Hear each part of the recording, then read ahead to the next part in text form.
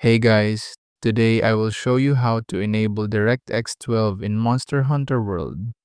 From the main menu, go to Options and select Display.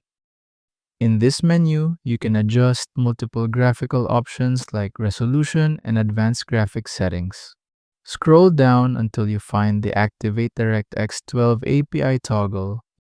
You can turn it on or off depending on your preference. After turning it on, you need to restart the game for the changes to take effect.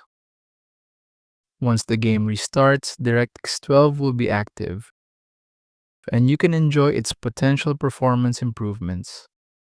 Keep in mind that performance is case by case.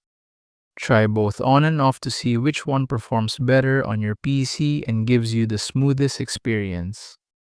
And that is how to enable DirectX 12 in Monster Hunter World. Thank you so much for watching.